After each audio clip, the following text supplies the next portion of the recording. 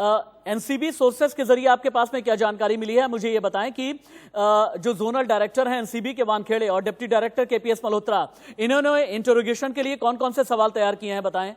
बिल्कुल राशिद, सवाल यहाँ पर तैयार किए गए हैं समीर वानखेड़े और केपीएस मल्होत्रा की ओर से। एक सवाल मैं आपको यहाँ पर बताती हूँ जो इंडिया न्यूज के हाथ एक्सक्लूसिव ये सवाल लगे हैं। देखिए, सबसे पहले तो यही होगा कि आपके व्हाट्सएप चैट सामने आई है, वो चैट रिया ने खुद की या फिर अगर की है तो किस किस के साथ ड्रग्स को लेकर उनकी चैट होती थी। दूसरा सवाल ये हो सकता है कि आप खुद भी ड्रग्स लेती हैं, अगर हाँ तो कौन कौन सी ड्रग्स का सेवन आप कर चुकी हैं। आपके मोबाइल व्हाट्सएप चैट सबूत हैं, आप न केवल ड्रग्स की खरीद फरोख्त कर रही थी बल्कि खुद ड्रग्स का सेवन भी कर रही थी। इसको लेकर सवाल होगा राशिद, आप किस किस के लिए ड्रग्स मंगवाती थी, किस किस के जरिए ड्रग्स मंगवाए जाते थे और पैसों का भुगतान कैसे किया जाता था। ये इसीलिए क्या सुशांत के अकाउंट्स का इस्तेमाल हो रहा था। 15 मार्च को जो शौविक के साथ चैट हुई है उसमें जो बड मंगवा रही हैं किसी के लिए, वो किसी वो कौन है, ये सवाल यहाँ पर होगा। जीवन में उन्होंने पहली बार कब ड्रग्स लिया था, कौन सा ड्रग्स का सेवन किया था, ये सवाल होगा।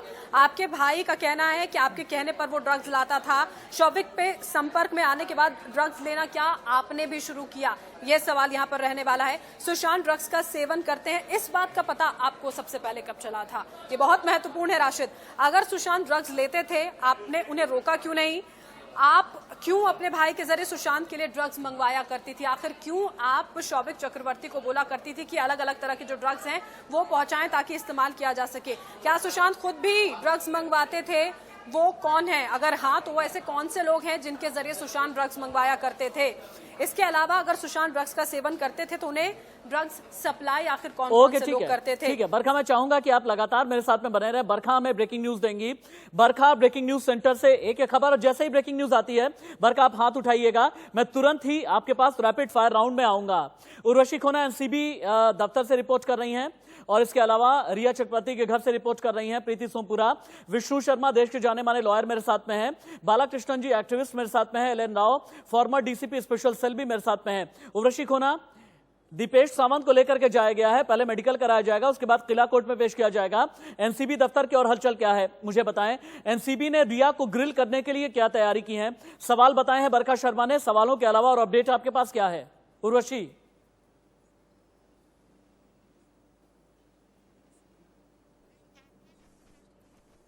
एनसीबी का दफ्तर है और यहाँ पे बैरिकेड्स लगाए गए हैं ताकि रिया चक्रवर्ती अगर आए तो उसे प्रॉपर, और ऑलरेडी यहाँ पे बहुत बड़ी डिप्लॉयमेंट पुलिस के आजू बाजू लगी है।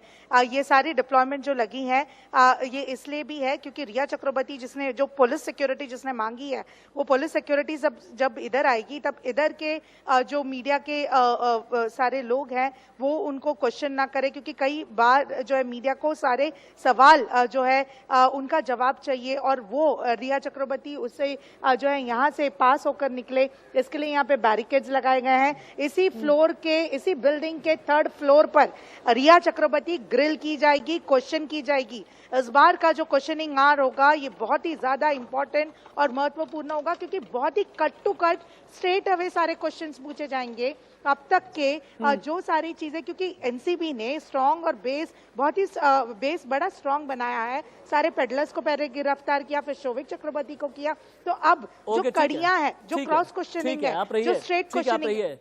अब मुझे जाना होगा विष्णु शर्मा के पास, लेकिन उससे पहले former DCP special cell L N Rao के पास में चलते हैं। एल एन राव जी, क्या रिया चक्रवर्ती आज गिरफ्तार होने वाली है? देखिए, ये इस पे आपका कोई भी अंदाजा अभी स्टेज पर लगा नहीं सकता, लेकिन हाँ, गिरफ्तारी के बारे में मैं बड़ा क्लियर बता दूं, जब तक किसी इन्वेस्टिगेटिंग एजेंसी के पास कोई खास सबूत नहीं हो तब तक किसी आदमी को गिरफ्तार करना उनके लिए मुश्किल होता है। लेकिन यहाँ इस केस में, एनसीबी के केस में, मुझे लगता है कि एविडेंस काफ़ी है इसमें। काफ़ी इन द सेंस क्या है कि उनके सामने जो बाकी लोगों का स्टेटमेंट है वो एज पर लॉ वो एडमिसिबल है एनसीबी के द्वारा गया। जो बाकी लोगों का जैसे शौक का है और शर्मिल मुरंडा का है या और कनेक्टेड आदमियों के जो बयान है उनके साथ सामने चैट है और चैट्स हैं, और उसके अलावा क्वेश्चनिंग के बाद अगर रिया चक्रवर्ती अगर सेटिस्फैक्टरी जवाब अगर नहीं देती है तो कस्टोडियल इंटरोगेशन हो सकती है। कस्टोडियल इंटरोगेशन हो सकती है, ये आपका कहना है। विष्णु शर्मा जी, अभी तक जितने सबूत मिले हैं सारे आपके सामने हैं। रिया चक्रवर्ती किस गहरे दलदल में फंस चुकी है मुझे ये बताएं। किन कानून की किन धाराओं के तहत रिया चक्रवर्ती फंसती हुई नजर आ रही है और रिया चक्रवर्ती की कानूनी मुश्किलें कितनी ज्यादा बढ़ चुकी हैं? विष्णु जी।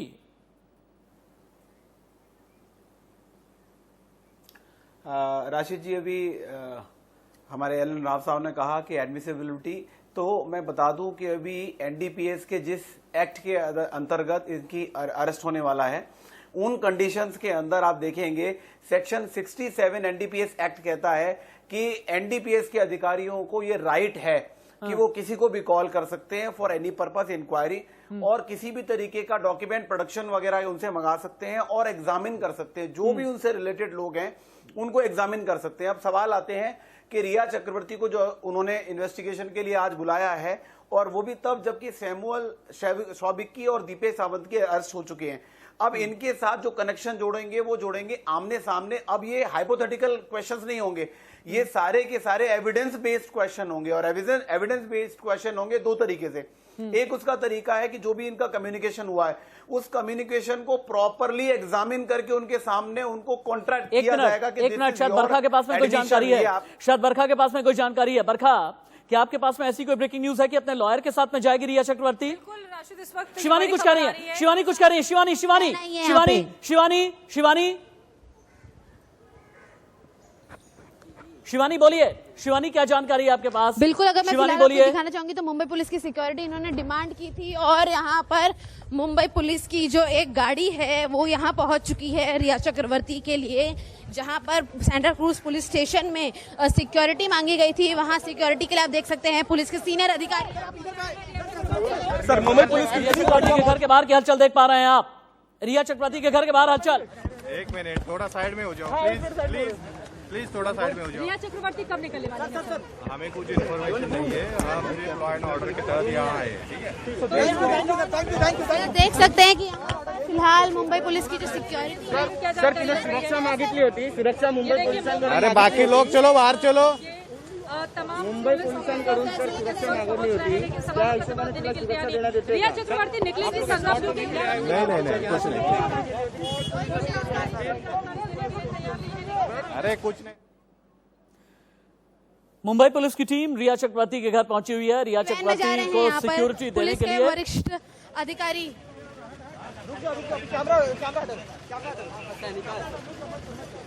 आप देख सकते हैं कि कैसे यहाँ पर जो मुंबई के पुलिस कर्मचारी आलो ना इथे, तुम्ही सगळे आलात म्हणून आम्ही आलो, बाकी काही नाही। तिने सुरक्षा जसं नेहमी देता आपण तसं एक मिनट रुक जाओ दोस्तों, नहीं, नहीं। बात कर, रुक जाओ।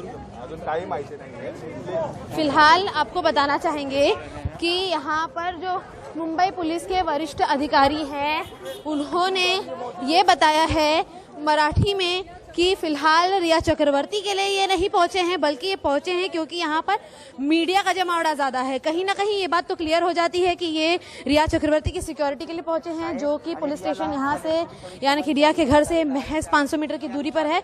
वहां से पुलिस कर्मचारी आ चुके हैं। रिया चक्रवर्ती को 10:30 बजे एनसीबी के दफ्तर में पहुंचने के निर्देश दिए गए हैं। आज रविवार का दिन है, इसलिए ट्रैफिक भी कम होगा मुंबई की सड़कों पर, जिसके चलते रिया शिवानी जाइए, शिवानी जाइए, पुलिस वालों के पास जाइए, शिवानी पुलिस वालों के पास जाइए, उनसे पूछिए, ऐसी अटकलें सवाल कर सकती हैं आप। शिवानी जाइए, आप पुलिस वालों के पास जाइए। बिल्कुल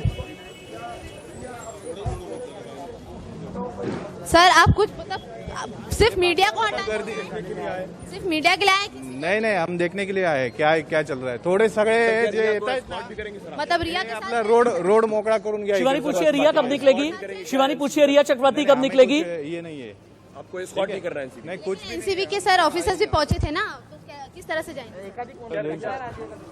तुम्हाला काय माहिती म्हणजे कसं घेऊन चालले? काय माहिती नाही। फिर भी 2-2, 3-3 वैन खड़ी है।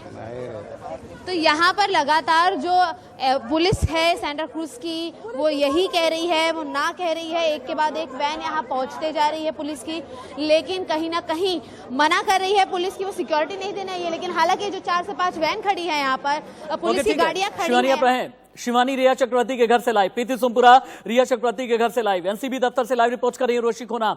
लेकिन अभी बरखा के पास में एक जानकारी। बरखा, क्या अपने लॉयर के साथ में रिया निकलेगी? बिल्कुल बहुत जल्दी। यहाँ पर कहा जा रहा है राशिद कि अपने लॉयर्स के साथ जाने का मन यहाँ पर रिया चक्रवर्ती की ओर से मनाया गया है, लेकिन इस पर फैसला एनसीबी टीम को यहाँ पर लेना होगा। वो टीम जो रिया से पूछताछ करने वाली ओके, है कि ठीक उस दौरान है। ये बहुत बड़ी जानकारी बरखा शर्मा ने दी है कि अपने वकील के साथ में रिया चक्रवर्ती निकलेगी, लेकिन वकील के साथ में क्या एनसीबी के दफ्तर के अंदर एंटर कर सकती है या नहीं, ये फैसला करना है एनसीबी को। इसके लीगल एस्पेक्ट क्या है विष्णु शर्मा बताएंगे। Former DCP special cell LN Rao जुड़े हैं। बालाकृष्णन जी एक्टिविस्ट भी मेरे साथ में हैं। यहाँ एक